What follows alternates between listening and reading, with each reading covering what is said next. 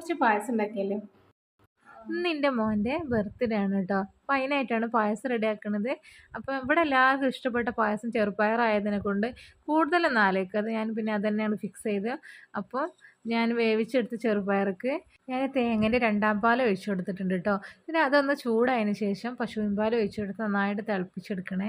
തിളച്ചതിന് ശേഷമാണ് സാബൂനരി ചേർത്ത് കൊടുത്തത് കേട്ടോ. അപ്പോൾ അധികമൊന്നും ഇതിന് വേവില്ലാത്തതിനെ കൊണ്ട് കലങ്ങണ്ടെന്ന് വിചാരിച്ചിട്ടാണ് ഉപ്പ് ചേർത്തത്. അപ്പോൾ ആദ്യം ചേർത്താൽ വേറൊന്ന് വിചാരിച്ചിട്ട് പിന്നെ അതിലേക്ക് ഇതും ചേർത്ത് കൊടുക്കുന്നുണ്ട്, ഏലക്കായും ജീരകവും പഞ്ചസാര ചേർത്ത് പൊടിച്ചത്. പിന്നെ നന്നായിട്ട് സാബൂനരി വെന്തതിന് ശേഷം ഞാൻ ശർക്കരപ്പാനി ചേർത്ത് കൊടുത്തു കേട്ടോ. പിന്നെ ആവശ്യത്തിനുള്ള മധുരം ബാലൻസ് ചെയ്യാനുള്ള ഉപ്പും പിന്നെ ഈ പായസം ഒന്ന് തിക്കാക്കി എടുക്കാൻ വേണ്ടിയിട്ട് ഇതിലേക്ക് അരിപ്പൊടി ചേർത്ത് കൊടുക്കും കേട്ടോ. അപ്പോൾ ഞാൻ 2-3 സ്പൂൺ എടുത്തിട്ടുള്ളൂ. അതൊന്ന് വെള്ളത്തിൽ കലക്കിയിട്ട് അതും ചേർത്ത് നന്നായിട്ട് അടി ചേർത്ത് ഇളക്കണം കേട്ടോ. അല്ലെങ്കിൽ ഉണ്ടല്ലോ അരിപ്പൊടി പോയിട്ട് താഴെ പോയിട്ട് കട്ട കെട്ടും. അപ്പോൾ അതില്ലാതൊക്കെ വേണ്ടിയിട്ട് നന്നായിട്ട് ഇളക്കി കൊടുക്കുക.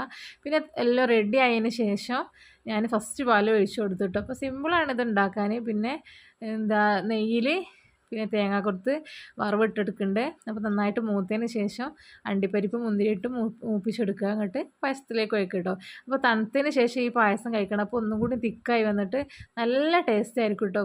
പിന്നെ ഇഷ്ടപ്പെട്ടാൽ സബ്സ്ക്രൈബ് ചെയ്യാൻ മറക്കരുത്. ടാറ്റാ.